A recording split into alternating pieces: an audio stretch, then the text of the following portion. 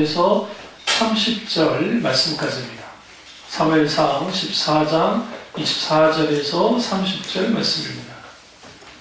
이날에 이스라엘 백성이 피곤하였으니 이는 사울이 백성에게 맹세시켜 경계하여 이르기를 저녁 곧 내가 내 원수에게 보복하는 때까지 아무 음식물이든지 먹는 사람은 저주를 받을지어다 하였습니다. 그러므로 모든 백성이 음식물을 맛보지 못하고 그들이 다 숯불에 들어간즉 땅에 꿀이 있더라. 백성이 숯불로 들어갈 때에 꿀이 흐르는 것을 보고도 그들이 맹세를 두려워하여 손을 그 입에 대는 자가 없었으나 요나단은 그 아버지가 백성에게 맹세에 명령할 때 듣지 못하였으므로 손에 가진 지팡이 끝을 내밀어 벌집에 꿀을 찍고 그의 손을 돌려 입에 대매 눈이 밝아졌더라. 그때 백성 중 한 사람이 말하 이르되 당신의 부친의 백성에게 맹세하여 엄히 말하기를 오늘 음식물을 먹는 사람은 저주를 받을지어다 하셨나이다. 그러므로 백성이 피곤하였나이다 하니 요나단이 이르되 내 아버지께서 이 땅을 곤란하게 하셨도다. 보라 내가 이 꿀 조금을 맛보고도 내 눈이 이렇게 밝아졌거늘 하물며 백성이 오늘 그 대적에게서 탈취하여 얻은 것을 입으로 먹었더라면 블레셋 사람을 사륙함이 더욱 많지 아니하였겠느냐. 아멘. 말씀 제목은 컨퍼런스 두 번째 시간으로 믿음의 사람과 종교적인 사람입니다. 믿음의 사람과 종교적인 사람입니다. 오늘 사울 왕을 통해서 어떻게 처음 믿음으로 시작했던 사람이 종교적으로 바뀌어지는지를 살피려고 합니다. 오늘날 교회에서 가장 큰 폐해를 끼치는 것은 맹신 못지않게 세속화된 신앙 형태입니다. 특별히 오늘 우리가 한국교회는 자본주의 체제 안에서 교회가 있게 되어지는데 종교화된 교회는 물질을 숭배하기 위해서 신앙이 하나의 생활 양식으로 바뀌어버리는 겁니다. 그러다 보니까 교회 안에서 세속화된 욕망 추구나 그에 따른 값싼 위안을 주기에 급급한 교회가 되어버렸고 당연히 삶이 아니라 형식적인 종교적 의식에 비중을 두게 됐습니다. 삶과 믿음이 분리되고 그리고 결국 더 이상 그들의 인생에 신앙이 영향을 끼치지 못하는 그러한 일까지 벌어지고 말았습니다. 거기에 뭐가 문제가 됐냐면 그들의 신념이 믿음이라고 착각하는 거예요. 각자 그들이 갖고 있는 신념 체계가 기독교라는 종교의 옷을 입고 그것이 결국 믿음인 것처럼 착각하면서 살아가는 교회들이 생각보다 교회에 많습니다. 그래서 겉모양은 기독교인인데 생각은 아주 유교적으로 하고 또 그들의 삶의 어떤 그 행동들은 불교적으로 하는 그러한 또 이상한 형태의 소위 말하는 그 기독교인들이 생각보다 많다는 거예요. 의식과 형식을 대체하는 게 율법주의입니다. 탐심과 자기 사랑에 빠진 것이 인본주의입니다. 기복신앙은 초점이 복을 받는 데 목적이 있습니다.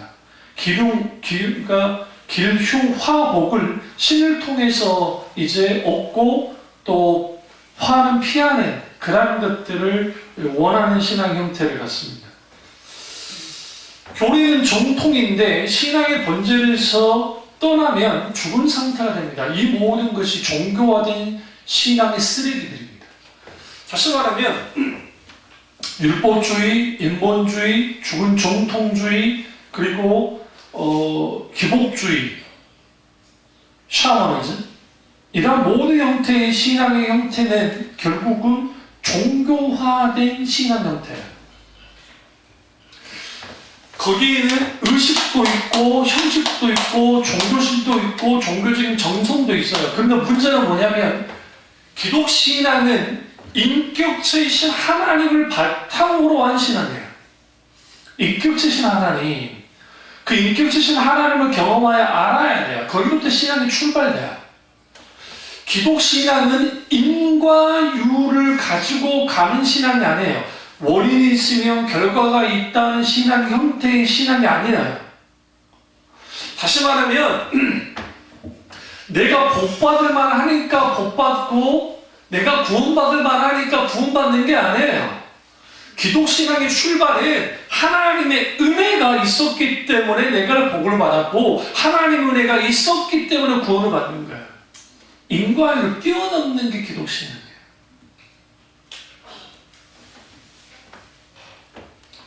종교심이 곧 믿음이 아니라는 것을 알아야 됩니다. 타락한 아담의 소품 속에서도 종교심이 있었어요. 로마서 가보시죠. 오늘 성경 좀 많이 찾을 겁니다. 그리고 사무엘상을 잘 잡아놓으셔야 돼요. 왜냐하면 사무엘상 중심으로 좀 말씀 보기 때문에 로마서 1장을 가보겠습니다. 로마서 1장 20절을 보시면 창세로부터 그의 보이지 아니하는 것들 곧 그의 영원하신 능력과 신성이 그 만드신 만물에 분명히 보여 알려졌나니 그러므로 그들이 핑계하지 못할지니라. 하나님을 알되 하나님을 영화롭게도 아니하며 감사하지도 아니하고 오히려 그 생각이 허망하여지며 미련한 마음이 어두워졌나니 스스로 지혜있다 하나 어리석게 되어 23절이 중요합니다. 썩어지지 아니하는 하나님의 영광을 썩어지는 사람 첫 번째, 두 번째 새, 짐승과 기어다니는 동물 모양의 우상으로 바꾸었느니라. 25절 보세요. 이는 그들이 하나님의 진리를 거짓으로 바꾸고 피조물을 조물조보다 더 경배하고 섬기리라. 주는 곧 영원히 찬송이시리로다. 아멘. 무슨 말입니까? 종교의 등장은 그냥 단순히 죽음이 들어와서 등장된 게 아니에요. 왜 그러냐면 종교의 등장은 하나님이 만드신 세계에 하나님의 신성이 거기에 보여졌기 때문이에요. 하나님 만드신 창조물들이기 때문에. 그러니까 그들이 하나님이 살아계시지 않다고 핑계하지 못하게 주님이 창조한 세계 속에서 분명히 보여준 거예요. 근데 문제는 뭐냐면 21절에 하나님을 안다 할 때 여기서 안다는 것은 경험을 통해서 아는 게 아니라 정보로서 아는 거예요. 정보로서 아는 거. 정보로서 알았다는 거예요. 이론으로 알았다는 거죠. 근데 하나님을 영화롭게 하지 않고 감사하지도 않았다는 거예요. 허망해졌습니다. 마음이. 미련한 마음으로 어두워졌어요. 마음이 어두워졌어요. 그러니까 무슨 일을 저지르느냐. 썩어진 사람이 신이라 생각하는 거예요. 우리 그리스 로마 신화에 나오는 신들 다 사람처럼 만들어놨죠. 그게 사람을 그대로 드러낸 신이에요. 그리고 이슬람 아니라 어디입니까? 힌두교 같은 데 보면 원숭이 신, 뭐 새의 신, 무슨 신, 뭐 브라만, 뭐 시바신, 뭐 그런 막 여러 신들이 있는데 그게 다 이 세상에 있는 것들을 가지고 신으로 이끌어지는 거예요. 왜 그럴까요? 타락한 아담의 성품을 갖고 있는 모든 인간은 종교심이 있어요. 왜 종교심이 있느냐? 하나님이 인간을 창조했기 때문에 창조된 모든 인간들은 하나님에 대한 의존 경향을 가져요. 신에 대한 의존성을. 그러니까 하나님을 아예 믿지 않는 사람들도 자기는 무신론자야. 종교도 없어요. 그런데 막상 어떤 힘들고 어려운 일이 벌어지면 하나님을 찾아야. 때로는 이거 있죠. 내가 야구 선수들 중에 오늘 내가 팬티를 빨간 걸 입고 나왔는데 빨간 거 입고 팬티를 입고 나왔는데 마치 막 방망이가 잘 맞는 거야. 응? 그러니까 막 홈런도 치고 막 그러면 계속 빨간 PT만 입고 나온 사람들이 있어요. 왜냐면 박찬호 씨가 그랬거든요. 박찬호 씨가 수영을 자기가 이제 조금 슬럼프 맞아가지고 수염을 길렀는데 성적이 좋은 거예요. 그러니까 계속 기른다는 거예요. 이게 뭐예요? 자기의 불안한 심리를 뭔가 이걸 징크스라는 표현을 쓰지만 그 징크스라는 게 마치 어떤 초자연적인 존재, 아니면 알지 못하는 그런 존재, 어떤 힘에 의해서 자기가 잘 되기를 바라는 그런 생각들을 하거든요. 그게 다 종교심이에요. 그런 것들이 있는 거죠. 사람들 속에. 근데 문제는 뭐냐면, 우리가 이제 오늘 누굽니까? 사울을 통해서 한번 쭉 볼 거예요. 어떻게 종교심이 이토록 신앙을 변질시키고 문제 있게 만드는지를 우리가 이제 볼 필요가 있습니다. 종교심에는 열성, 자기 희생, 신념, 의무감 같은 이런 것들이 많이 포함되어 있습니다. 그래서 이런 사람들 중에 선행을 하는 사람도 많습니다.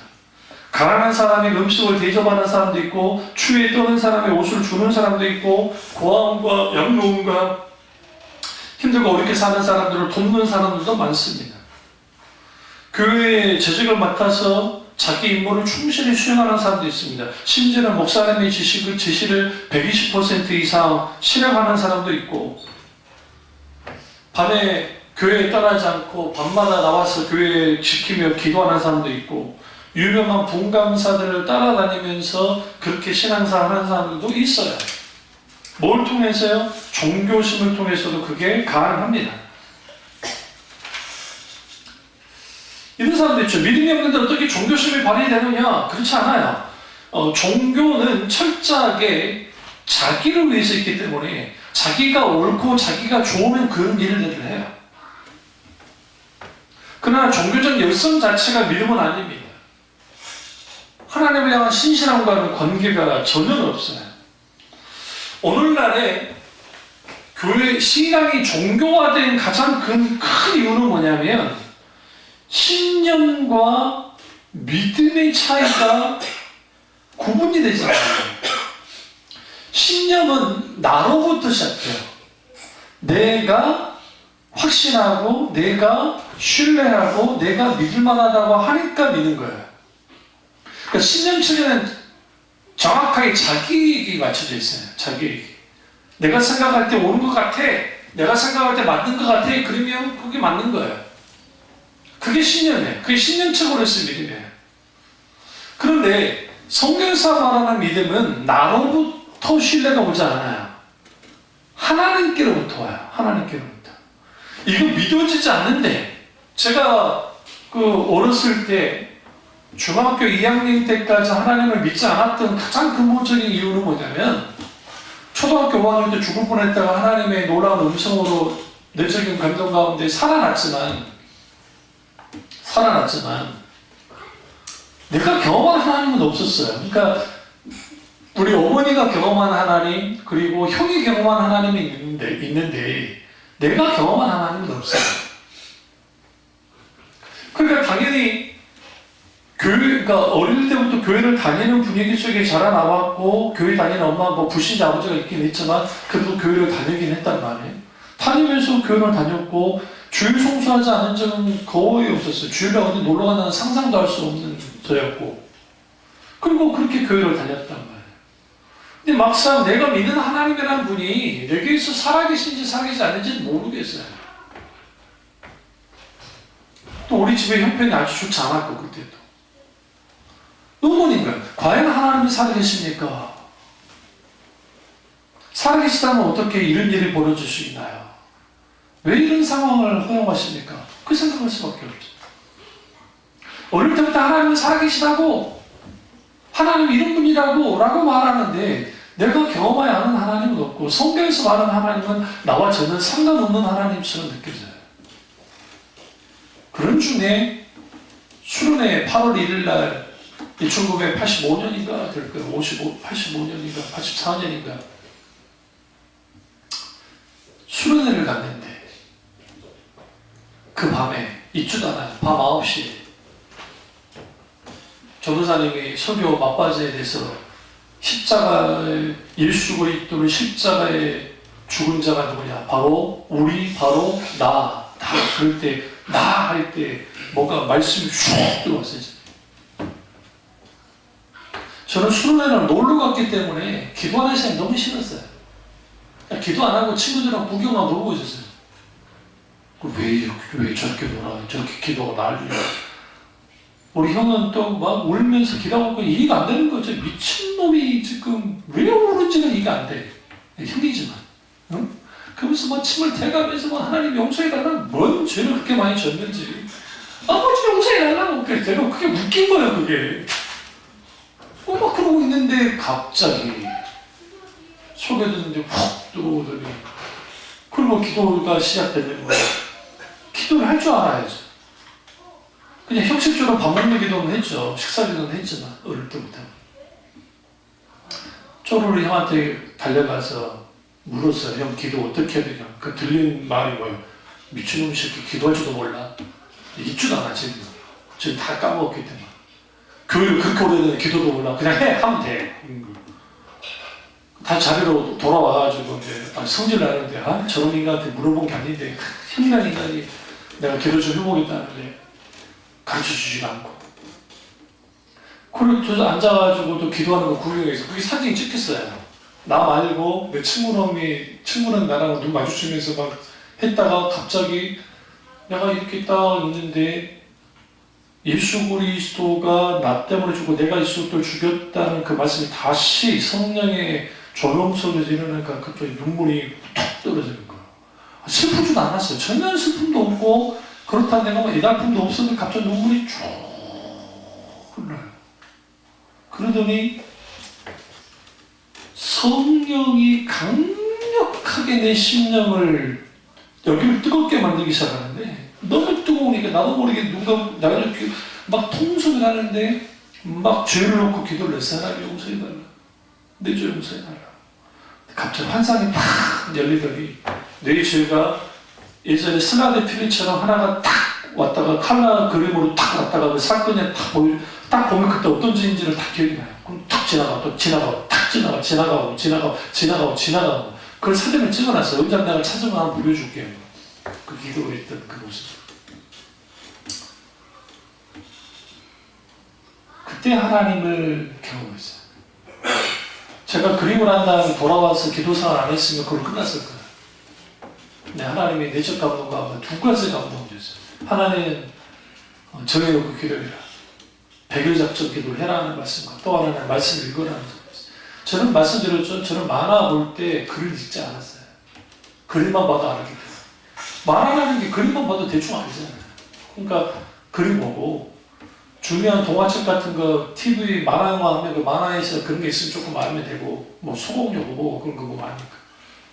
책 한 권 읽어보지 않을 땐 제가 그렇게 기도하면서 말씀을 읽었어요. 그때 형한테 물었죠. 뭐부터 읽어야 되냐? 하니까 성경이 도저히 읽지 못하겠다라고 하니까 요한복음부터 읽어라 해서 요한복음을 읽은 거예요. 근데 요한복음이 쉬운 말씀이 아닙니다. 아주 깊은 말씀인데 요한복음만 계속 읽었어요. 도저히 성경을 읽을 수가 없었어요. 읽고 읽다가 거기서 우리가 너무나 잘 아는 소명을 받아요. 소명. 빛이 왔을 때 빛을 어둠이 알지 못하다 하면서 요한복음 1장에 참빛에 대한 말씀이 나오는데 그게 참빛중앙교회가 그때 태동된 거예요. 그리고 또 말씀을 쭉 읽어나는데 내가 너희 안에 너희가 내 안에 간다 라는 말씀이 있어요. 그게 소명이고 참빛은 사명이고 소명의 말씀이 내 인생을 전체를 뒤흔들 수 있는 말씀이 확 잡은 거예요. 그리고 기도를 시작했는데 1분도 기도 생활을 못했죠. 30초만 기도하기 힘들고 1분 기도하기도 힘들고 어느 날인가 1시간 이상 기도한 나를 보기 시작했어요. 그리고 솔로몬 같은 지혜 달라고 하나님 앞에 기도하기 시작했어요. 하나님의 지혜가 부어지기 시작했어요. 논리적이고 사유할 수 있는 그런 힘을 하나님이 내게 주기 시작했고 말씀을 뭐 말할 수밖에 없게 듣기 시작했고 돈이 없으니까 서점을 기독교 서점 가서 거기서 쭉 책들 읽기 시작합니다. 그 신앙의 그 공전책들 읽다 보니까 거기에 대해서 신앙의 눈들 열리기 이걸로 끝나면 안 되겠다 싶어서 성경 공부 교재를 샀어요. 그때 당시 그 그 CCC 중에 HCCC인데 고등학교생들을 위한 CCC가 또 있었어요. 거기 들어가서 성경 공부를 하려는데 하나님이 그런 감동을 주질 않아요. 형은 했어요. 그래서 난 CCC로 하지 않겠다 하고 혼자서 아주 좋은 장로교에서 나온 성경 공부를 혼자 독학으로 하겠어요. 그리고 쭉 하는데 이제 뭐 알아야지. 전도사님도 유튜브 보면 전도사님도 대답을 제대로 해주질 않아요. 수고도 좀 무시하면 안 되지만 좀 신학적으로 좀 그런 분들이라 뜨겁긴 한데 하진 안 되니까 그래서 안 되겠다 싶어서 했던 게 뭐냐면 주석집을 이제 서점에 가서 보는 거예요. 내가 이 부분을 말씀 봤는데 주석 뭘 말하고 있는가 하나만 보니까 모르겠어요. 여러 개를 보기 시작해요. 여러 개를 보기 시작하니까 거기에서 어떤 게 어떤 것인지 조금씩 분별할 수 있게 되고 그 말씀을 깨달아 보고는 형한테 말해보면 이제 형이 이 부분을 형님 뭐 성경 공부를 많이 했기 때문에 어떻게 그런 생각을 할 수 있었느냐는 그런 말도 나오기 시작하고 그러면서 독서 노트 같은 거 그리고 설교 노트부터 시작해서 그걸 하면서 그걸 충분히 묵상해서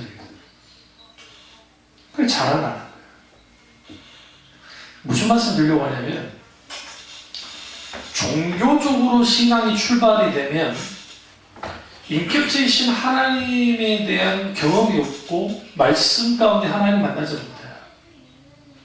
그러니까 종교적인 분위기 속에 종교적 체험을 할 수 있을지 모르지만 인격체이신 하나님 만나지 못하는 출발 자체가 종교적으로 가요. 신념 체계로. 저 같은 경우에는 하나님이 믿어지지도 않았고 부활이 믿어지지도 않았고 동정이 타서 말도 안 되고 무리를 걷는 거 더 말도 안 되고 무슨 홍해를 가는 것도 더 말이 안 되고 이게 성경에 말이 안 되는 것밖에 없기 때문에 이거 뭐하러 믿느냐는 거예요. 근데 하나님의 은혜가 주어지니까 믿어지기 시작하는 거예요. 출발이 뭐로부터 시작돼요?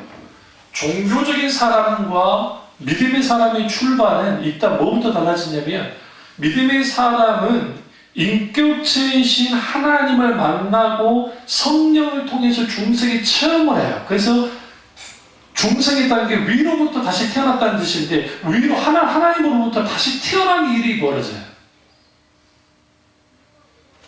그러나 종교인은 어릴 때부터 교회를 다녔고 아니면 중간에 예수를 믿더라도 자기들이 여러 종교적 이유를 가지고 자기도 원하는 걸 가지고 하나님을 믿어요.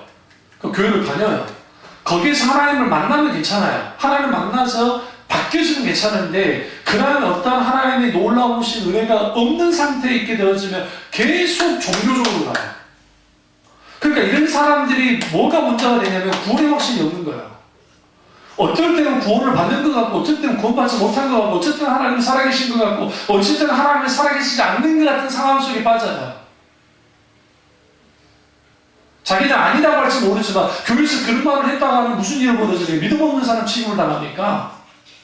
이러한 이 고민을 가지고 나오지 못해요. 그냥 교회는 덮어놓고 믿으라 그러니까 그냥 믿으면 된다고 하니까 그렇지 않거든요. 종교는 보이는 것을 믿고 믿음은 보이지 않는 것을 믿어요. 믿음은 바람한테 실상이요 보지 못한 것에 증거라고 그러죠. 히브리서 11장 2절에서 말하잖아요. 무슨 말이냐면 11절 1절과 2절을 말하잖아요. 선지자들이 이로써 증거를 얻으니라 하죠. 그러면 믿음은 보이지 않는 것을 믿는다 할 때 왜 보이지 않는 것을 믿느냐면 하나님이 보이지 않기 때문이에요. 잘 생각해 보세요. 여러분 수련회나 뭐 할 때 막 어디 여행 갔을 때 저기 절이나 아니면 이제 특별히 막 그런 데 가보면 불상이 이렇게 어마어마하게 크게 있어요. 엄청나게 큰데 그거 누가 만들었어요? 스스로 만들었나요? 아니요. 사람이 만들었죠. 그 전문가들 만들었을 거잖아요. 근데 그 전부 사람이 만들어냈는데 사람이 만드는 것을 이거 하는 거 좀 웃기지 않으세요? 결국 사람이 만든 거예요, 이거. 근데 왜 커야 될까요? 사람들은요, 건물이 크거나 이렇게 크면 우와가 나와요. 대단하다. 경외감. 제 촌놈이 제가 서울에 와가지고 그때 당시 63 빌딩이 공사 중이었나? 어쨌든 했다가 남산만 봐도 제가 놀랐어요. 그 남산 저기 타워 있죠. 그러니까 광주형 저희 86년도인가 6년도에 군대를 갔는데 아시안 게임 이제 좀 하고 이제 그때 저랑 이제 어머니랑 면회 가려고 왔다가 여수에서 올라오면 기차 타고 올라와서 서울역에 잠깐 해서 갈아타고 강원도로 가야 돼요. 그러니까 이제 촌놈이 서울 구경 한번 해보시죠. 난생 처음 왔으니까. 하고 그때 당시 지금 그 엄청난 건물이 하나도 없어요. 그때는 얼마나 좋았어요. 그 외인 아파트 하나 빼놓고 그 외국인들 아파트 하나만 빼놓고 전경이 그냥 탁 들어왔다고요. 그러니까 지금보다 더 크게 느껴져요. 왜냐하면 지금은 워낙 빌딩들이 큰 빌딩들이 그 앞에 있으니까 남산타워가 별거 아닌 것 같지만 그때 당시에는 딱 보면은 이게 우와 그 겨울에 와 크다 이래서 소울인가 보구나. 그리고 이후에 이제 제가 신앙을 하러 왔을 때 63 빌딩이 있었거든요. 63 빌딩 구경하러 갔잖아요. 서울에 사는 거 구경 안 해도 우리 같은 사람은 구경하러 가요. 돈은 없으니까 들어가지 못하고 밑에서 우와 용산에 국제 빌딩 기억나세요? 그 국제 빌딩. 네, 동기 목사 그 사람 전도자예요. 신앙생활 같이 이제 그 버스 타고 쭉 지나가는데 그것만 봐도 되게 와 그래. 우와. 왜 그럴까요? 종교는 보이는 것입니다. 하나님을 보이는 하나님으로 믿으려고 그러죠. 물론 보이는 하나님은 나타나셨어요. 성령님을 통해서, 예수님을 통해서. 근데 그 형상으로 만들죠. 그러니까 이런 사람들 있죠. 어떤 증거, 하나님에 대한 증거를 보여줘서 내가 보이는 증거 가지고 하나님 믿어보겠습니다 라고 하는데 이 접근 자체가 아주 잘못된 거예요. 왜 그러냐면 보이는 하나님을 만나는 게 하나밖에 없어요. 예수 그리스도를 만나야 돼. 이 땅에 오셨어요.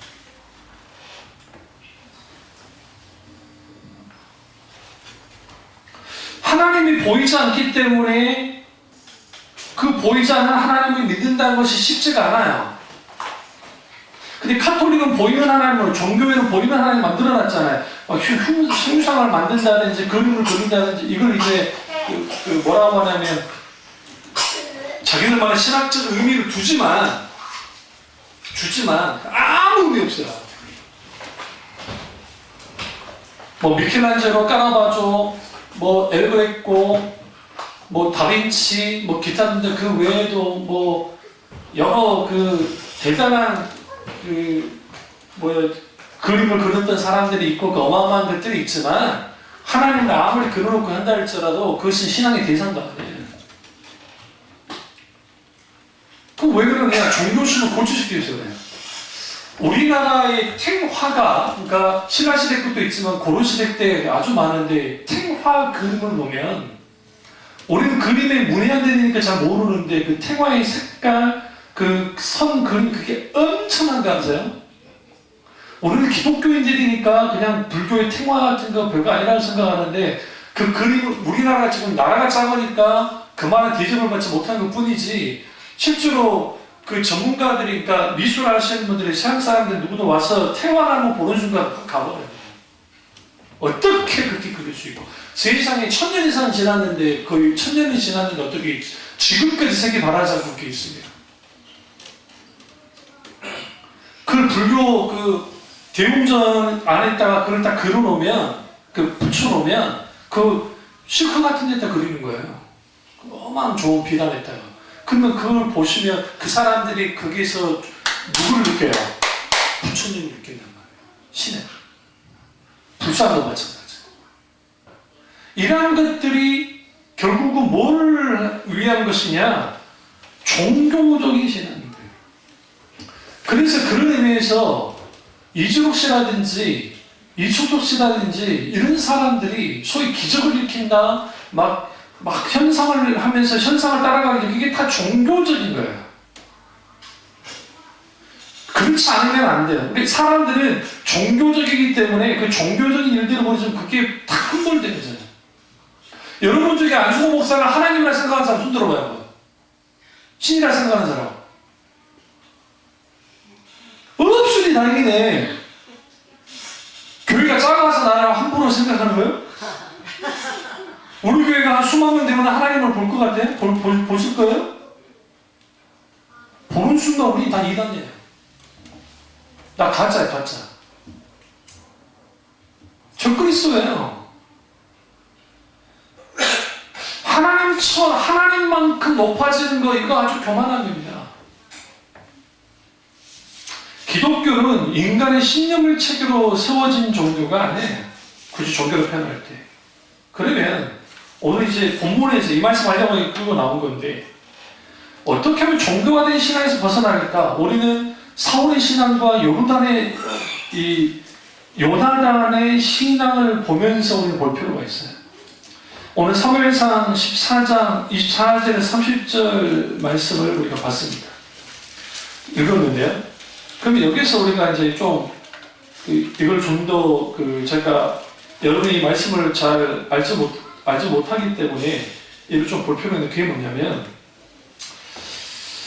사무엘상 14장 1절과 3절을 보면 이제 블레셋이 쳐들어옵니다. 블레셋이 쳐들어오는데 그냥 쳐들어온 게 아니라 아주 대군을 끌고 내려와요. 그러니까 이들이 이제 기부와 병들이 미구론에 진을 쳤어요. 근데 사울의 군대가 성경 보시면 제대로 된 무기가 없었다고 합니다. 그러니까 블레셋 사람이라는 게 지금의 어떤 사람들이냐면 키프러스 섬 들어보셨죠? 사이프러스 몰라요? 그리스하고 터키 이게 있으면 가운데 있는 섬 하나 있어요. 키프러스 섬이.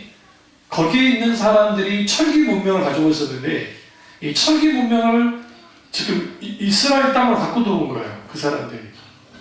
이 사람들은 철로 만들어진 칼을 갖고 있었어요. 근데 이스라엘은 제대로 된 무기조차도 없었어요. 있어봤자 총동검? 그러니까 총동이라도 좀 하면 좀 녹검 정도. 근데 이 사람들은 완전 무장된 사람들이고, 그들이 어떻게 했냐면 해변에 모래와 같은 허당 군대를 데리고 이끌고 내려온 거예요. 민마스는. 근데 사울의 진영과 블레셋의 진영의 이 간격 차이가 수킬로가 안 돼요. 그러니까 바로 앞에 있는 거라 생각하면 돼요. 그런 상황에 있을 때 이제 사무엘상 13장을 딱 가보시면 13장 8절에 사울은 사무엘이 정한 기한대로 1일 동안 기다렸으나 사무엘이 길가로 오지 아니하며 백성이 사울에게서 흩어진지라. 지금 뭐라고 했어요? 바다의 모래와 같은 블레셋 군대가 완전 무장하고 어떻게 믹마스까지 내려왔고, 그 믹마스는 2에서 3마일이라고 하니까 못해봤자 4-5km밖에 안 되는 거리에 있어요. 그러니까 이들이 그냥 밀고 들어오면 그냥 끝장나는 거예요. 끝장나는 상황인데 지금 누가 오진 않아요? 사무엘이 정한 기한에 오진 않았어요. 그러자 9절에 보시면 사울이 번제와 화목제물을 이루러 가져오라 하고 번제를 드려버립니다. 번제 드리는 게 마치자 사무엘이 마침 오는 거야. 그러면 여기서 우리가 한번 봐야 될 게, 오늘 말씀 제목이 믿음의 사람과 종교적인 사람인데, 지금 이 사울이 처음 하나님께로부터 부름받았을 때 그 모습을 보면 아주 신실한 사람입니다. 겸손하고 하나님을 잘 믿는 사람입니다. 그를 왕으로 삼으려 할 때 사울이 도망쳐버렸어요. 나 같은 사람이 어떻게 왕이 될 수 있습니까? 굉장히 겸손한 사람이었어요. 더 중요한 건 뭐냐면, 사울에게 기름 부어서 안수할 때 그게 성령이 강력하게 기름 부어졌어요. 심지어 이후에 예언도 해요. 누가? 사울이. 근데 성경에서는 그 사울이 어떤 사람이라? 종교인이다라고 이제 이후에 분명하게 드러나는 사건들이, 일들이 계속 벌어지는 거예요. 처음에는 믿음의 사람으로 출발했을지 모르지만, 그가 신앙생활에 나가는 과정 속에서 뭐 했느냐? 종교인의 길을 걸었어요. 우리가 이 컨퍼런스 하는 이유는 뭐냐면, 우리가 믿음의 사람으로 시작됐다 할지라도 자칫 잘못하면 종교인의 길을 걸어나갈 수 있기 때문에, 종교심을 가지고 종교적인 신앙생활을 할 수 있기 때문에 그걸 경계하고자 이 말씀을 지금 설교하는 거예요. 근데 이때 기란도 오지 않았죠? 그래서 그가 번제를 드려버렸습니다. 그러니까 사무엘이 뭐라고, 이거예요. 12절에 보시면 13장 12절, 이에 내가 이르기를 블레셋 사람이 나를 치러 길갈로 내려오겠거늘 내가 여호와께 은혜를 간구하지 못하였다 하고 부득이 번제를 드렸나이다 아니라. 이게 무슨 말일까요?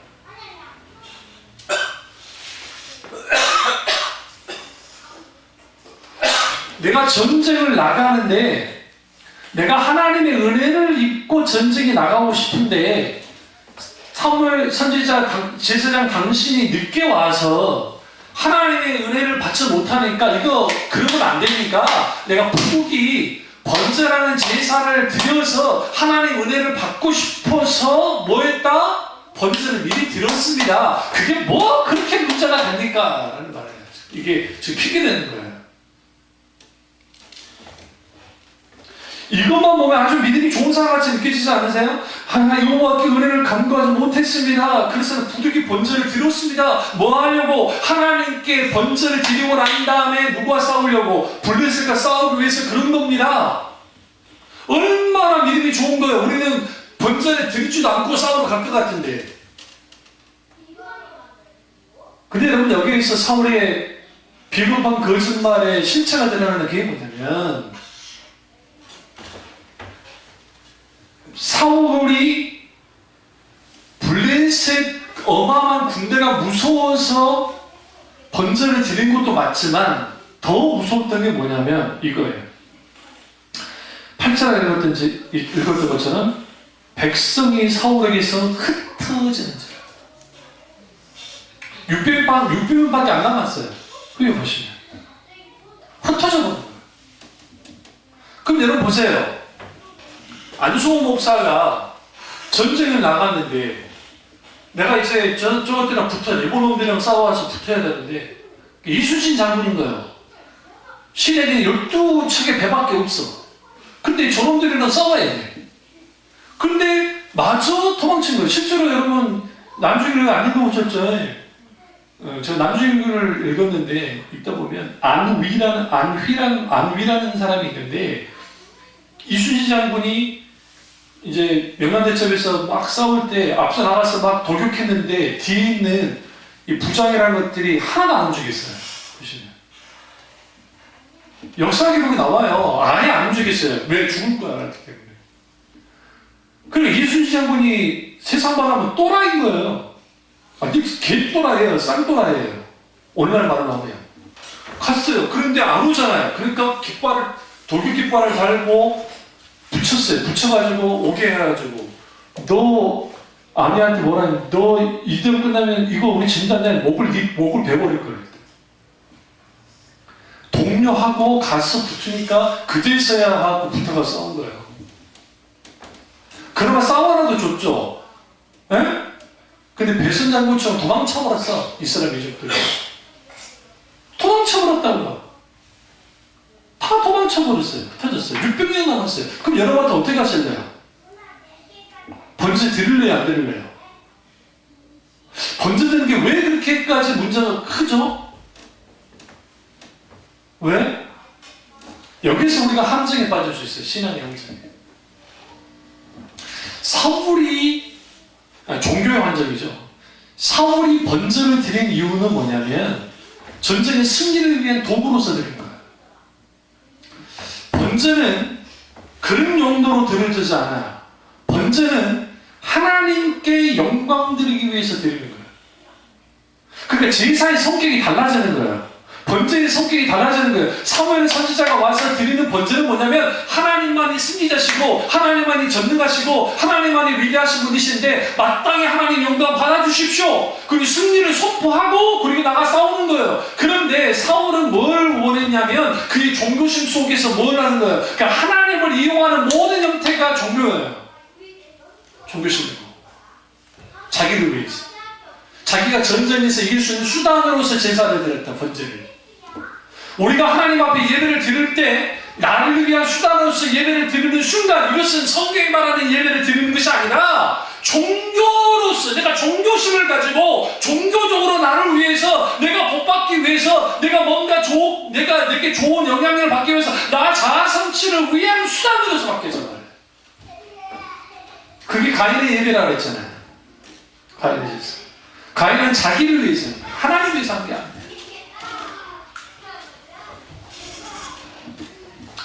그러면 이 일을 하고 난 다음에 이걸 끝나면 그나마 좀 괜찮은데 무슨 짓을 하냐면 14장을 가보시면 이제 전쟁이 둘이 붙기 일보 직전인데 요나단이 이제 무슨 일을 하냐면 무기를 들고 자기 지금 부장과 함께, 자기를 함께하는 부장과 함께 진을 이탈해서 블레셋 진영으로 갑니다. 블레셋 진영으로 가는데 그가 믿음을 가지고 이거예요. 12절 보세요. 14장 12절. 그 부대 사람 요나단과 그의 무기든 자에게 이르되 우리에게로 올라오라. 너에게 보여줄 것이 있느니라 한지라. 요나단이 자기의 무기든 자에게 이르되 나를 따라오라. 여호와께서 그들을 이스라엘 손에 넘기셨느니라 하고 하면서 두 명이 지금 수만 명이 있는 블레셋 진영까지 딱 들어간 거예요. 들어가가지고 뭐 있느냐? 지금 걸린 거예요. 지금 저기 수비병한테 지금 걸린 거예요. 그런데 올라가자는 거예요. 여호와께서 붙이셨다는 거죠. 그러면서 뭐냐, 몇 명을 죽여요? 14장은 20명을 죽였다고. 20명. 놀라운 게 무슨 일이 벌어졌냐면 2명에서 20명 죽인 것도 대단하잖아요. 10대 1인데 이잖아요. 10대 1인데 이 싸움 어떻게 이기겠어요? 그런데 무슨 일을 했냐? 15절 보세요. 들에 있는 징용과 모든 백성이 공포에 떨었다는 거예요. 여러분, 2명에서 20명 죽은 걸로 수만 명 있는데 그걸로 공포 그냥 떨었을까요? 막 요나단이 무슨 삼손입니까? 이 일을 누가 한 거예요? 하나님이 하신 거예요. 하나님이 블레셋 군대에게 공포를 심어줬어요. 누구의 믿음의 행동을 통해서? 요나단의 믿음의 행동을 통해서. 여기서 우리가 하나 아셔야 될 게, 사울의 치명적인 신앙의 문제는 뭐였냐면 모든 초점이 사람에게 있던 겁니다. 그러니까 블레셋이라는 군대의 사람의 사람들, 그리고 흩어져 가는 이스라엘 백성이라는 사람에게 모든 초점이 맞춰 있었어요. 그런데 요나단은 둘이서 자기하고 자기 같이 하는 수행원과 함께 둘이서 여기서 보면 믿음의 행동들을 해요. 믿음의 고백들을 하는데 10절 보세요. 14장 10절. 그들이 만일 말하기를 우리에게로 올라오라면 우리가 올라갈 것은 여호와께서 그들을 우리 손에 넘기셨습니다. 이것이 우리의 표적이 되리라. 그럼 이게 지금 자기 마음 속에서 자기 마음에 그냥 확신으로서 나온 거예요? 아니에요. 6절을 보세요. 6절을 보시면 요나단이 자기의 무기를 든 소년에게 이르되 우리가 이 할례 받지 않는 자들에게로 건너가자. 이 첫 번째 중요해요. 할례 받지 않는 자들에게 건너가자. 첫 번째. 두 번째, 여호와께서 우리를 위해 일하실까 하노라. 두 번째, 일하실 거다. 세 번째, 여호와의 보는 사람이 많고 적음에 달려있지 아니하느니라. 요나단은 사람에게 초점을 맞추지 않았어요. 이게 아주 중요해요. 근데 사울은 누구에게 초점을 맞췄어요? 사람요. 사울은 사람의 평가를 가장 소중히였어요. 하나님의 평가. 그러니까 요나단이 여기서 할례 받지 않는 자들이 건너가자는 이 표현이 여러분 누가 떠오르세요? 이후에 이 전쟁 이후에 누가 등장해요? 소년 다윗이 등장을 하는데 다윗이 뭐라고 합니까? 저 할례받지 못한 개 같은 족속이 하나님을 욕하는 것을 내가 두려볼 수 없다고 나와요. 누가? 다윗이.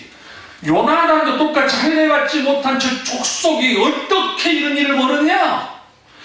다윗도 똑같이 할례받지 못한 저 개 같은 족속이 어떻게 하나님의 이름을 망령짓고 나한테 참을 수 없다는 거예요. 거룩한 하나님의 분노를 가져나가요. 왜 그런지 아세요? 여호와 체바오토의 하나님을 믿었기 때문에 여호와 나에게 사하려는 거야. 만군의 여호와 하나님을 믿는 믿음을 갖고 있기 때문에. 여기 지금 하나님이 안 보이잖아요. 그런데 그는 하나님을 믿고 있었고 그 하나님 어떤 하나님이냐? 만군의 하나님이었어요. 그렇기 때문에 우리는 지금 이 자리에 있지 말고 건너가자. 저들이 쳐들어올 때까지 건너가지 말고 우리가 먼저 가서 치자. 근데 너 하나 부리면 돼. 그리고 뭐예요? 여호와의 본은 사람이 많고 즐금이 달리지 않아. 그러니까 그 소년이 얼마나 대단합니까? 뭐라 합니까? 내가 당신과 마음을 같이하여 따르겠습니다.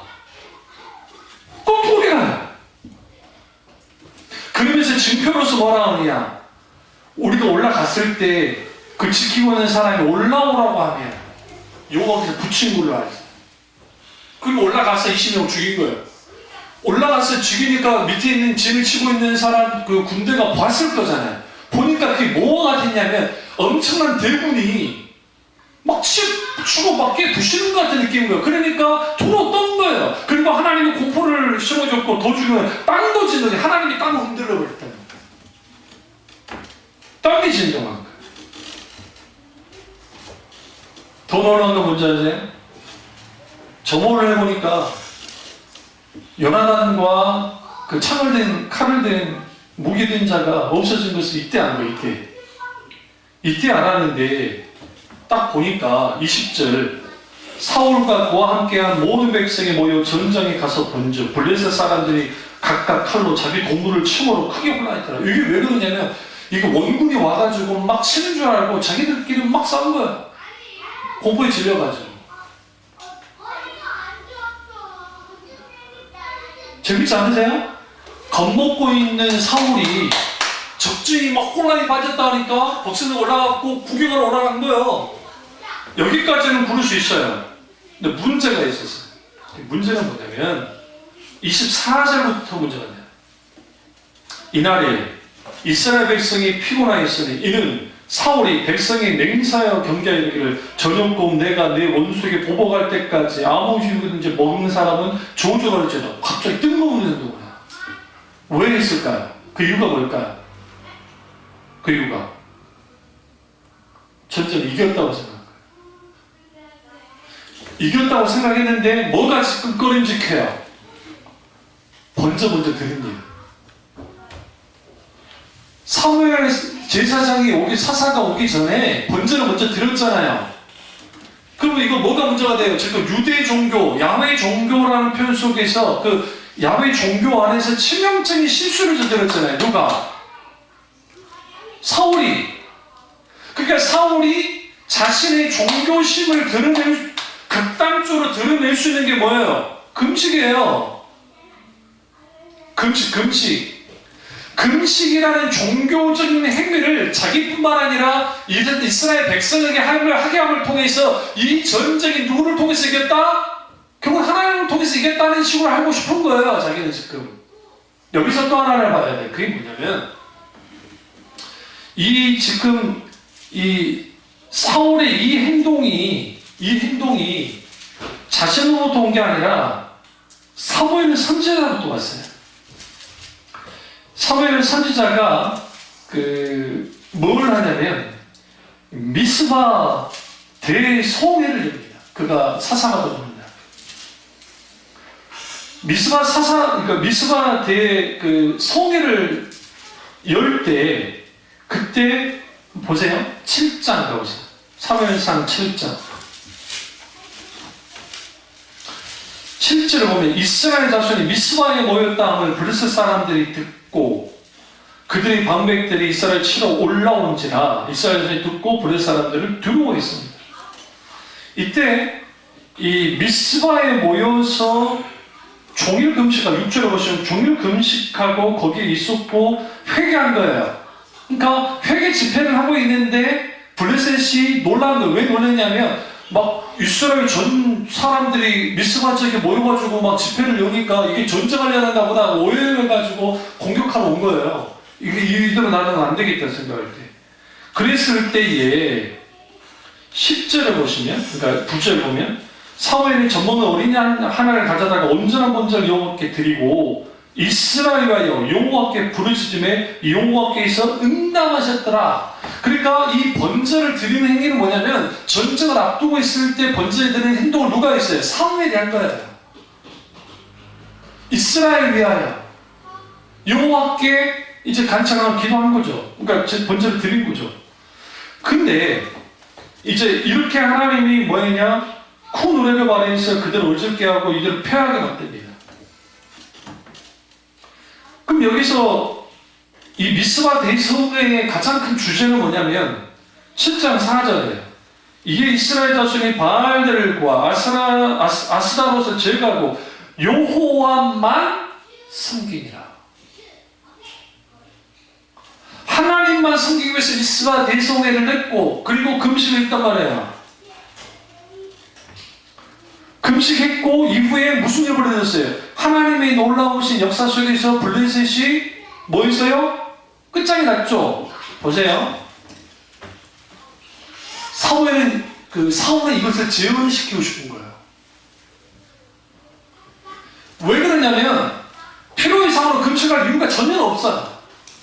그러니까 마치 이제는 길갈이라는 이 지역에서 그들이 금식을 선포했고 그 마치 미스바에서 금식 기도하고 난 다음에 전쟁에 번제를 드리고 그리고 전쟁에서 승리를 했으니까 이제는 그들이 번제도 드렸고 그 다음에 금식까지 하면 이게 종교적인 모양새가 아주 좋아요. 그럼 누구 이름이 높아져요? 사울 자신의 이름이. 사무엘이 이 사건을 통해서 사무엘이라는 선지자가 완전 높아져요. 드러나면서. 역사상 전무후무한 사사가 된다고요. 그걸 봤기 때문에 금식이라는 것을 정말 하나님만을 섬기기 위해서 회개하고 자복하고 돌이키게 하는 회개의 금식이 아니라 금식을 위한 금식을 했는데 이게 종교적인 금식을 하는 거예요. 왜? 이 종교적인 금식을 통해서 하나님이 과거에 미스바에서 승리했게 했던 것처럼 완전한 승리를 가져다 달라고 하는 종교심을 드러내기 시작했던 거예요. 우리가 기도할 때 그럴 수 있어요. 자체는 하나님 이 문제 해결을 시켜주면 하나님 이거 분명히 해결할게요. 그런 기도 흔히 쉽게 하죠? 안 해요? 한나가 아들을 주시면 하나님은 하나님께 바치겠습니다 라고 기도했어요. 그리고 그 얻은 아들이 사무엘이잖아요. 한나의 기도와 하나님이 이걸 해주시면 내가 하나님께 뭔가를 해드리겠습니다 하는 것은 뭐가 다르냐면 사사 입다를 생각하면 돼요. 입다. 사사 입다가 암몬과 모압의 연합군이 전쟁을 일으켜가지고 물고 들어왔는데 너무 많았어요. 그러니까 이길 수가 없는 거예요. 싸워봤자 안 될 것 같아. 그러니까 그가 뭐라고 딱 소원을 하냐면 이제 하나님이 우리 전쟁에서 우리를 평안하게 돌아오게 하시면 내가 이제 돌아왔을 때 제일 먼저 맞이하는 사람을 내가 하나님 앞에 번제로 드리겠습니다. 그러면 실제로 자기 문안동녀 그 딸이 와가지고 번제로 드려져요. 물론 그는 학설이 많아요. 실제로 번제로 드려졌다. 평생 처녀로 살았다라는 학설이 있긴 있지만 분명해요. 근데 성경을 뭘로 평가해요? 믿음의 행동으로 평가해요? 아니요. 사사시대의 가장 큰 했던 특징이 뭐냐면 자기 소견이 옳은 대로 행동하더라라는 거예요. 자기 소견대로 믿는 거예요. 종교적인 신앙이라는 것은 자기 소견이 자기가 보기에 맞으면 그대로 믿는 거, 그것이 종교인이에요. 그게 종교적인 신앙이에요. 믿음의 사람은 말씀이 뭐라 하느냐에 따라서 내가 믿는 거예요. 그러나 종교적인 신앙은 내가 종교적인 경험을 하고 내가 기분이 좋고 내가 즐겁고 내가 은혜 받은 것 같고 내가 옳은 것 같고 내가 생각할 때 이게 맞는 것 같으면 그거 내가 믿는다고 하는 거, 그게 종교예요. 그게 기독교 안에 너무나 많이 들어와 있다고요. 특별 새벽기도 40일 새벽기도하면 하나님의 문제 해결해주고, 금식 기도를 하면 하나님의 얽힌 문제들 다 해결해주고, 내가 병들었는데 하나님 앞에 정말 감사운동 드리면서 기도했더니 하나님이 내 병 고쳐주고, 그 정서로 와서라도 그런 식의 신앙 형태가 도대체 어디 있냐고요, 성경에.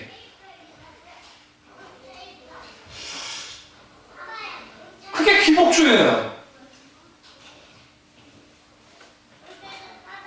그게 기복주의라고요. 내가 뭔가 하나님 앞에 함을 통해서 신을 움직여지는 그 신에 의해서 신이 나를 해주겠다. 이게 기복주의, 이게 샤머니즘이에요. 내가 신의 노임을 풀어주고 내가 신을 모해서 병 고침 받으려 할 때에 우리가 치유 기도를 할 때 가장 큰 핵심은 뭐냐면, 내 병을 고침받는 데에 초점만 두고 기도하는 게 아니라 성경에서는 뭐냐, 치료자이신 하나님을 바라보는 거예요.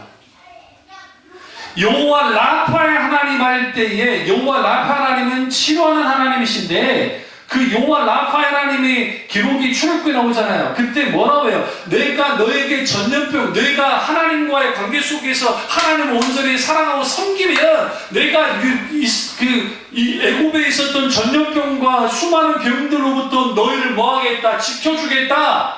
너희를 보호해주겠다. 나는 치료하는 여호와입니다. 라고 주님 말씀하신다고요. 그래서 모든 병 고침을 위한 기도를 할 때, 저도 똑같아요. 기도할 때 성령의 주권과는, 하나님의 주권은 하나님이 치유하시기를 원하고, 그리고 주님께 모든 초점을 맞추고 나아갈 때 거기서 성령의 놀라운 역사가 나타나는 거예요. 내가 치료를 위해서 극단적인 금식 기도를 해서 그 병이 고침받는다고 하는 그런 식의 소위 말하는 논리를 왜 가지고 나오냐고요. 그는 뭐냐면, 내가 이렇게 극단적인 종교적인 어떤 것을 함을 통해서 내 병을 고침받을 수 있다고 하는 그런 환상들을 여러 간증과 여러 일들을 통해 했지만, 사실상 여러분, 소위 말하는 오사일이 순복음 기도회 기도원, 무슨 태백산 기도원이고 무슨 하늘산 기도원이고, 정말 불치병에 걸렸던 사람들이, 많은 사람들이 갔지만 거기 죽어서 온 사람들이 얼마나 많은지 아세요?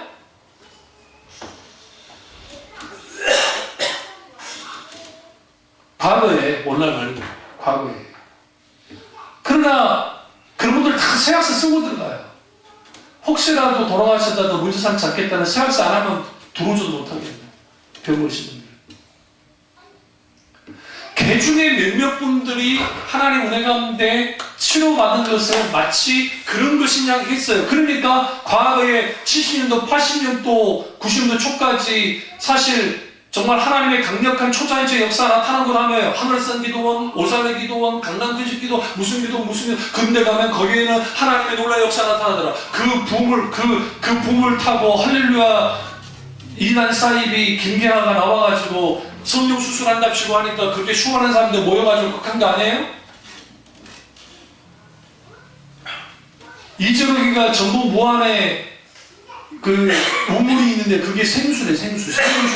생명수인데 그 물 마시면 병 고침 받는다고 하니까 교인들 가서 마셨는데, 그러니까 수질 검사를 했어요. 아니 그 우물들 다 국가에서 다 수질 검사하게 돼 있으니까, 수질 검사니까 대장균이 득실득실하고 그 물을 먹으면 안 되는 그런 물인데 그 물을 먹고 있고, 그거 바르면 낫는다나? 김계화 씨가 하고 있는 거기도 똑같이 생수가 나오는데 그 물 마시고 그 물을 바르면 병 고침 받는데, 언제부터 기독교가 그런 식의 기독교가 됐죠? 그 카톨릭 하든지. 카톨릭은 기본적으로 신비주의고, 카톨릭은 기본적으로 소위 말하는 신비주의적이기 때문에 그런 소위 종교적인 어떤 현상이나 그런 것에 대한 것은 당연해요. 그 사람들은.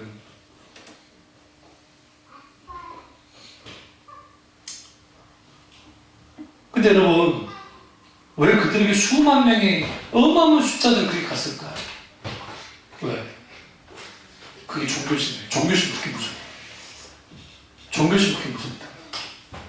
인격지심, 그러니까 전 세계의 개혁교회가 그러니까 교육 신학을 가지고 있는 교육 교회가 숫자가 그렇게 많지 못해요. 그것을 가지고 마치 교육교회가 문제가 있다고 생각하는 사람들이 있는데 그 착각인 게 뭐냐면 교육교회는 철저하게 하나님의 말씀과 성령의 역사에 대해서 말을 해요. 분명하게 하는데 거기에 현상과 소위 기적을 부인하는 게 아니라 하나님의 놀라운 기적은 분명하게 있어요. 우리 교회도 수많은 하나님의 기적들이 있어요.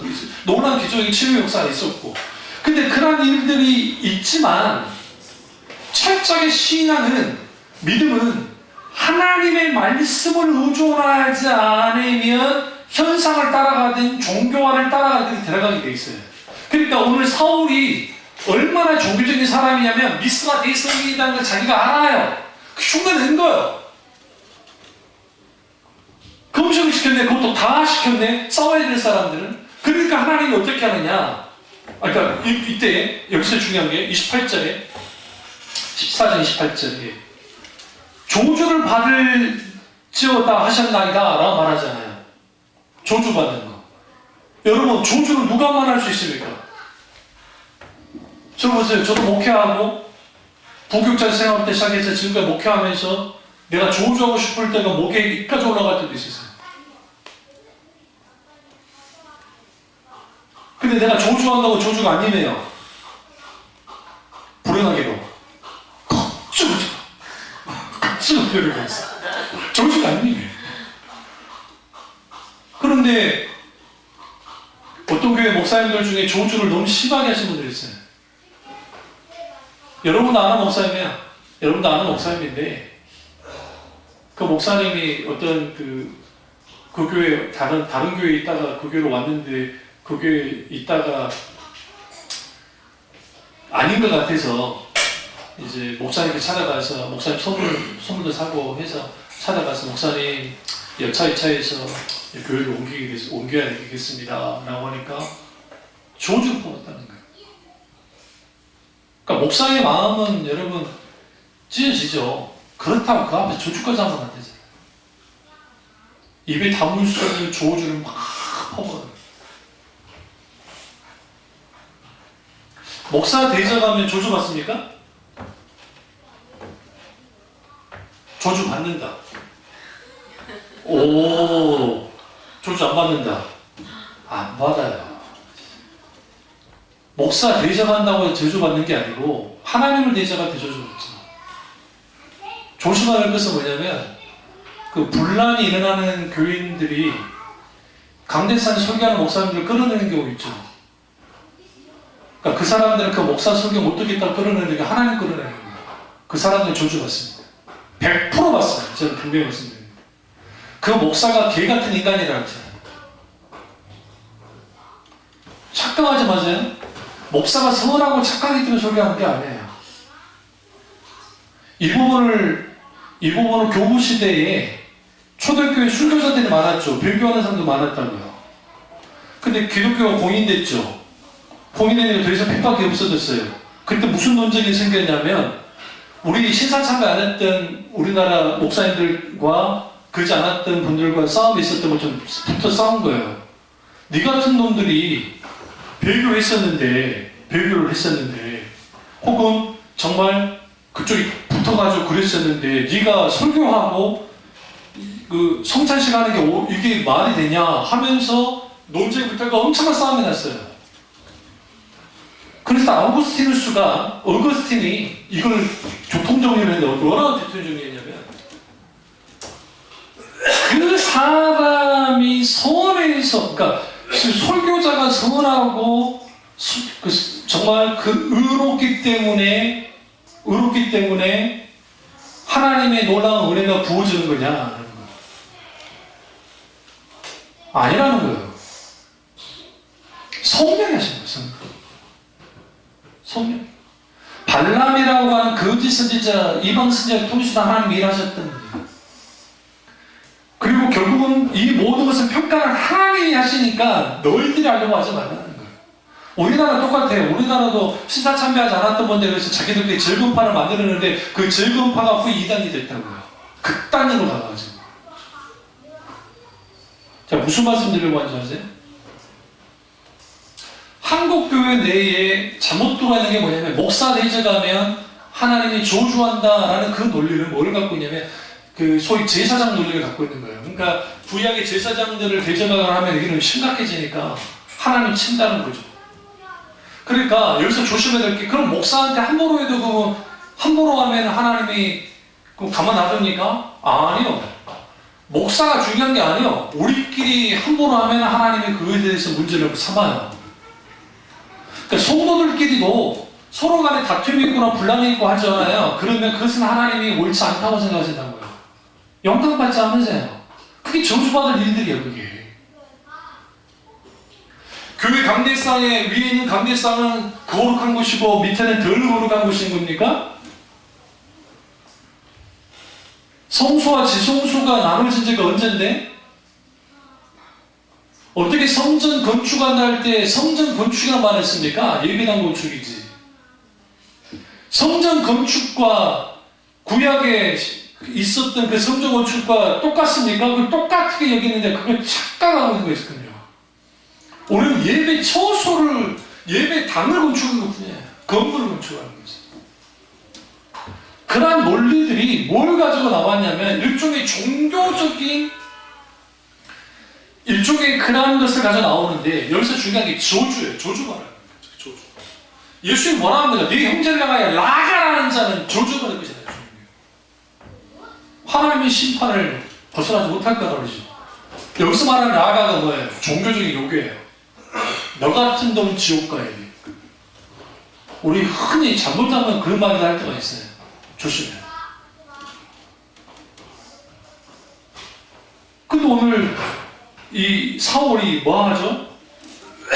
밑도 끝도 없이 금식 기도를 시켜가지고 다 쫄쫄 굶게 하고 여러분 싸움이 전쟁해야 되는데 이거 말이 돼요? 아니잖아요. 응? 초나라하고 한나라가 싸울 때 마지막 사면 초과라는 이 사사사가 생긴 이유가 뭐냐면 그때 항우가 초나라 항우가 이제 마지막 결전을 하기 위해서 뒤에 있다가 강입닥치를 쳐요. 그리고 난 다음에 한 게 뭔지 아세요? 다 버리는데 일단 충분히 먹어라 그랬어요. 먹을 다 먹어. 오늘 한 끼 먹고 죽는다 우리. 살아날 길이 없다. 그리고 난 다음에 다 먹고 그다음 나머지 한나라가 좋은 일 시킬 수 없으니까 다 버리고 그 다음에 결정하고 그래서 다 죽었어요. 거의 대부분 다 죽었단 말이에요. 그게 전쟁의 기본이에요. 병만 죽건 어떻게 싸워요? 우리 일만 하죠. 지금 우리나라 전쟁 나잖아요. 전쟁 나면 저희 최전방에 있는 북한에 있는 군인들이 배급 상황이 안 좋아가지고 차라리 전쟁 나가지고 전쟁 나가지고 그냥 한국이 다 먹어보면 좋겠다 생각한다. 배고프니까 싸우면 안 돼요. 그러면 행복해하고 구석구 포대하고 막 그것 때문에 우리가 지금 피해를 보는 거지. 군인들끼리 맞서 싸우면 무리함을 상대할 수가 없어요. 근데 지금 사울이 그 짓을 해요. 뭘 눈이 먼 거예요 지금. 자기의 종교적인 우월성을 종교적 소위 하나님을 이용해서 종교의 형태를 이용해서 우리가 얻어내려고 하는 거예요. 근데 오늘 요나단이 뭐라 합니까? 이 부분에 대해서 이거는 아버지가 아주 백성들을 곤란하게 했다는 거예요. 이게 어리석은 짓을 했다는 거예요. 믿음의 사람과 종교적인 사람의 특징이 뭘로 갈려져 나가냐면 종교적인 사람은 어리석은 행동들을 하는 사람입니다. 그래서 예수님이 주요 하는 자보다 하나님 나라에 다 갈 게 아니라 그들이 선지자 노릇하고 귀신을 쫓아내고 병든 자를 고쳤어요. 근데 불법을 행하는 자들아 떠나가라 라고 말씀하시죠. 그럼 여러분 귀신 쫓아내는 뭐가 잘못이며 병든 자 고치는 뭐가 잘못이며 그들이 선지자 노릇이라는 표현을 썼지만 그래도 어쨌든 그렇게 한 게 뭐가 문제가 있어요. 근데 문제가 있다는 거예요. 뭐가 문제냐? 소위 말하는 목회자들이 저도 목회자지만 하나님을 이용해서 자기의 권세를 누리고 자기가 높은 자리에 서는 것들 그걸 누리려 하는 이 모든 것들 오늘 아침에도 목회자는 꽃길만 걸을 수 없다라고 하는 그 설교를 제가 듣고 올라왔는데, 목회자뿐만 아니라 그리스도인들은 꽃길만 걸을 수가 없어요. 근데 오늘날 너무나 많은 교인들이 꽃길만 걷고 싶어요. 교회 나와가지고. 그리스도의 고난에 동참하려 하지 않아요. 십자가로 나아오려 하지 않아요. 그러다 보니까 교회가 어떻게 되어지냐면 종교적인 사람으로 가득 차고, 또 하나는 종교가 교회 안에 있지만 소위 말해 비종교화 현상이 있는 사람들, 이 사람들 뭐냐면 문화적 크리스찬, 크리스찬 표현도 좀 웃긴 거지만 그냥 그 자기 생활 양식으로 그냥 교회 다녀요. 네. 반대편은 뭐냐면 종교심은 아주 갖고 있어요. 많이 서울처럼 갖고 있는데, 신앙은 어떻게 하냐면 이 목사님 설교, 저 목사님 설교, 뭐 이런 책 저런 책 이렇게 해가지고 자기가 생각할 때 옳다고 생각 받아들일 만한 것을 자기만으로 가지고 와요. 네? 그 잡다한 것들 가지고 와가지고 거기는 간증들도 많이 들어가 있어요. 간증들도 이렇게. 네? 그걸 해가지고 뭐 하느냐? 그걸로 신앙생활 하는 거. 그러니까 하나님의 말씀이, 성경 말씀이 뭐라고 하느냐가 중요한 게 아니라, 이 성경에는 무식할 뿐만 아니라 있는 사람들이 더 중요한 건 뭐냐면, 어쨌든 눈에 보여지는 잘 나가는 교회들, 숫자가 많은 교회들, 어떤 교회들 거기에 있는 것들을 배워가지고 그대로 가지고 와가지고 신앙생활 한다고요. 그게 성경에 비추어서 하나님 말씀에 옳은지 그른지에 대한 분별력도 없고, 우리가 지금 컨퍼런스를 하는 이유는 뭐냐면 신앙이 종교화를 막아야 되는데, 그러니 우리는 적어도 분별하면서 신앙생활을 해야 된다는 거예요. 만약에 우리 집에 어떤 문제가 생겼어요? 여러분의 가정에 어떤 급한 문제가 생겼어요? 새벽기도 가서 하나님 앞에 기도하는 거 아주 중요해요. 소중해요. 근데 여러분, 그거 한 가지 아셔야 돼요. 내가 이렇게 새벽기도하고 이렇게 해서 하나님 앞에 부르짖어서 이 문제를 해결하겠다는 생각으로 기도하는 것 자체는 틀린 게 아니고 그 나쁜 거 아니에요. 또 누구나 그렇게 기도하게 돼 있어요. 다만 그 기도로만 끝나면 안 돼요. 어디까지 가야 되냐면, 내가 힘들고 어려운 그 고통과 힘들고 어려운 곳을 내가 하나님 앞에 처음에는 해결하기 위해서 정말 하나님 이 문제를 해결해달라 기도로 나아갔는데, 그것이 그 고난이 나를 다루고 나를 만져지게 하고 내 생각을 변화시키고 내 이때까지 느슨했던 신앙을 다시 점검시키고, 그리고 하나님과의 관계로 온전히 나가게 하는 것으로서 기도가 그렇게 같이 나가고 그걸 대치해 나가고 그 믿음으로 반응해 나가면 그리스도의 고난에 동참하는 그런 일들이 벌어진다, 우리 속에서. 그게 신앙이 가는 길이에요. 그게. 근데 종교적인 신앙을 갖고 있는 이거예요. 어떤 문제 생기기 전에 요즘에는 기도도 안 하니까 문제인데, 어떤 문제 생겼다고 와서 하나님 앞에 기도해. 하나님 아시지요 이 문제 해결해 주세요. 아시지요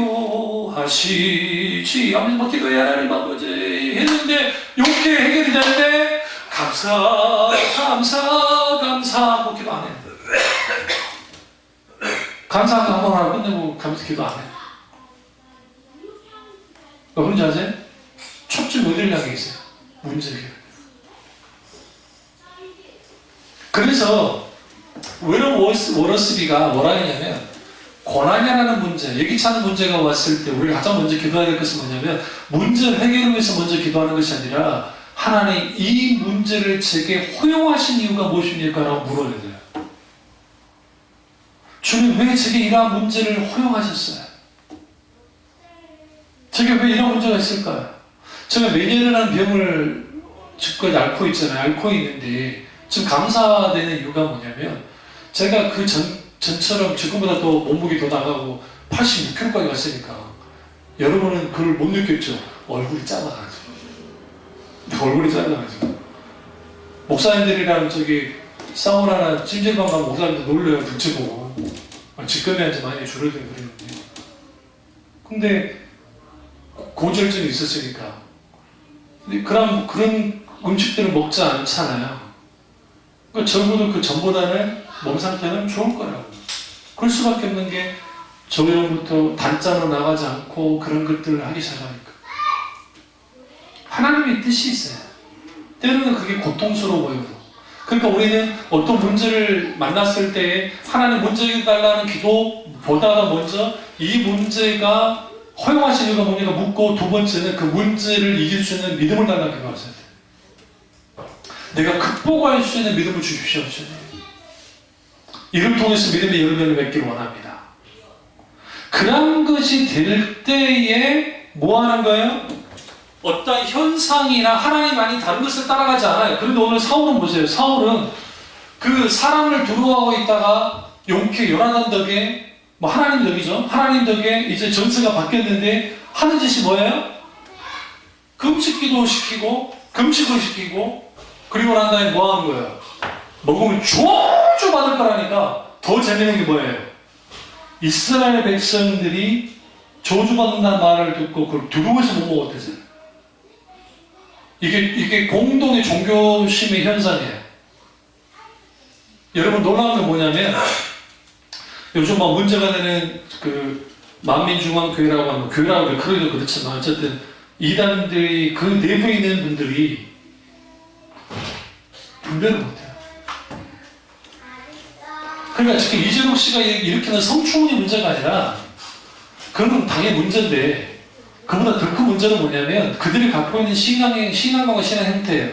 여러분이 거기서 발간되는 그러니까 잡지가 아니라 그 신문 같은 거 보세요. 거기 보면 거기 자기 설교 있고 그 뒤에 있다가 뭘 해놓냐면 기적 일어났던 것들을 막 해놔. 그게 누구를 본받은 거냐면 그게 여의도 순복음교회 행복으로의 초대 그걸 그대로 뽐따서 만들어낸 거예요. 그러니까 여의도 순복음교회 한참 하나님 은혜가 있을 때 2장인가 3장으로 나왔고 그걸로 전도를 했다고요. 그러니까 거기 보면 막 수많은 간증과 수많은 것도 있으니까 사람들이 그걸 보고 하나님 이렇게 역사하시는구나.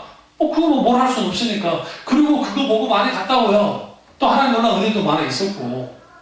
그럼 그대로 벤치 마케팅에서 그걸 가지고 들어왔어요. 그러니까 그러면 그러면 그들을 끌고 나가는 신앙의 힘은 뭐예요? 노래 보여주는 역사로서 나타나는 하나님이에요. 좋게 말하면 오늘날의 역사는 하나님을 믿는 거고 나쁘게 말하면 현상을 추구하는 교회라는 것을 극명하게 드러내고 있어요.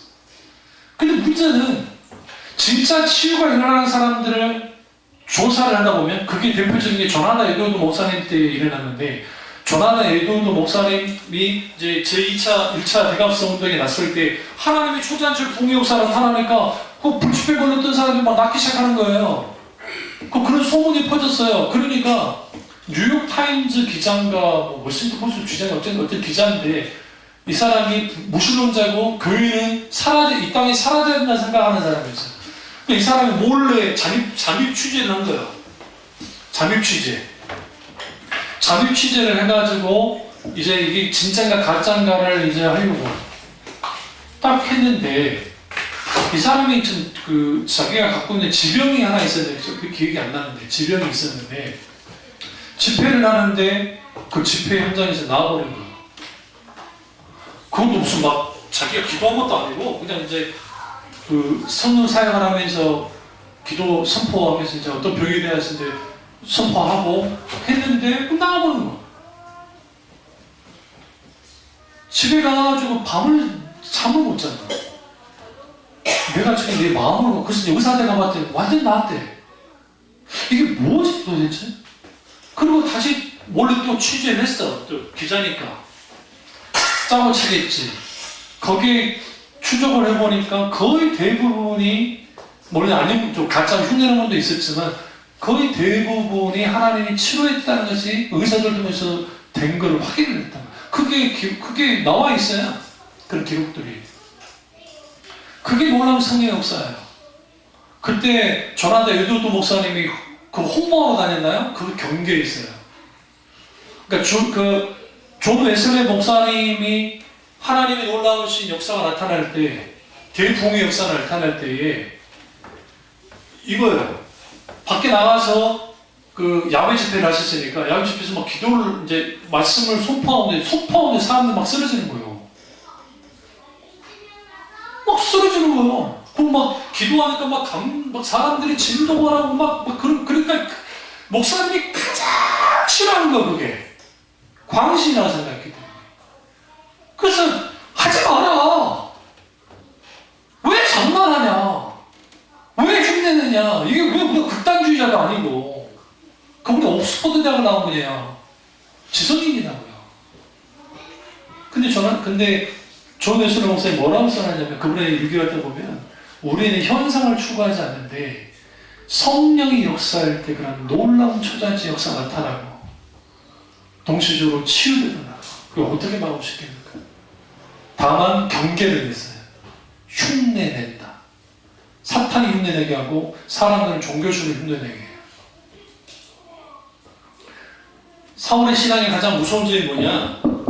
그는 하나님을 참 믿는다고 생각할지 모르지만 종교적인 흉내를 냈어요. 저주까지 퍼붓었어요. 저주가. 이러한 일들을 교회에서 많이 하지 않습니까? 11조 떼먹으면 말라기에 있는 그 말씀을 가지고 하나님의 책망의 말씀이 나오죠. 11조 하지 않으면 그 부분에 대해서 도둑질을 하는 것들 하면서 하잖아요.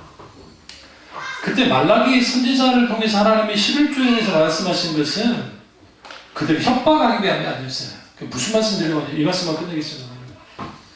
종교적으로 사람들을 얽어매려면 말라기에서 11조의 문제는 뭐와 관계가 있었냐면 말라기서에서는 제2성전이 지어졌는데 하나님만을 유일하게 섬기는 시대가 된 거예요. 이제 더 이상 그 바알도 섬기지도 않고 아사도 섬기지 않고 하나님만을 섬겼어요. 이제 말라기 시대까지 이제 시대가 돼서는 비로소 유일신 하나님을 믿는 거예요. 그랬는데 신앙의 본질에서 떠나니까 의식까지 떠나기 시작했다. 그러니까 이사야 시대나 예레미야 시대에 있었던 그런 현상들이 이제는 그때는 의식이 충만했어요. 11조도 잘했어요. 막 잘했는데 이제 그게 끝난 거야. 끝장이 나버린 거야. 불과 30년도 안 돼가지고. 이사야로 하면 한 50년도 안 돼, 그러니까 100년도 안 돼가지고 그런 일이 벌어진 거야. 그런 일이 벌어지고 나니까 신앙의 마지막 노선이라고 하는 11조가 무너진 거야. 근데 11조가 무너지는 게 아니라 성경은 11조가 헌물이라는 표현을 써요. 헌물. 하나님께 마땅히 드려야 하는 것들이 무너졌다는 것은 뭐냐면 야훼 신앙이 무너져 버린 거야. 그러니까 강력하게 책망한 거야.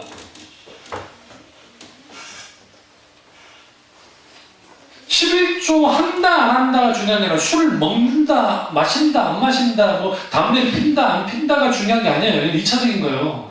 더 중요한 건 뭐냐면 내가 하나님 앞에 신앙생활을 할 때에 내게 있어서 소중한 게 뭐냐면 내가 마땅히 하나님께 해야 될 게 뭐냐면 내 신앙을 가지고 있는 것을 하나님께 마땅히 드려야 될 게 뭐냐면 우리 자체가 우리 전체가 우리 삶 자체가 드려지는 거예요. 도로동에 아주 큰 친정의 목사님이 계시는데 그 목사님의 설교를 어저께인가 뭐 쭉 들어봤는데 제가 아주 가슴이 아팠던 게 뭐였냐면 주일 성수에 대한 강조하시고 하나님의 뜻대로 사는 자가 천국 간다 하면서 막 설교하셔서 맞다고 생각했고 맞아요. 그런데 그들에게 의지적인 동의를 막 주는데 그 인과율의 신앙을 소위 말하는 그것을 극복하지 못해요. 그러니까 자기가 쳐서 복종시켜서 하나님 뜻대로 주일날 어떤 일이 있어도 예배 빠지지 않아야 되고 주일 성수해야 되고 그거 맞아요. 저도 똑같아요. 근데 그게 천국 가는 그것과 연결을 시키면서 계속 그러니까 막그 저울 청년들이 아멘 아멘 아멘 아멘 아멘 우리가 주일 성수 교회 나와서 성수한다 합시다. 주일 성수하는 이유가 뭐예요? 생각 안 해보셨어요? 그냥 성소주의를 안 하니까 그냥 나와서 하는 거예요? 하나님께 마땅히 금쪽 같은 시간을 하나님께 내어드리는 이유가 뭐예요? 하나님은 영화롭게 단순히 교회 주일날 교회 안 빠지고 교회 나오는 것이 신앙 좋다는 식의 소위 말하는 그럼 주일날 안 나오는 사람은 믿음 좀 그럼 많이 꽝이에요. 그럼 말할 것조차도 없어요. 그래서 제가 말 안 하잖아요. 그 사람들.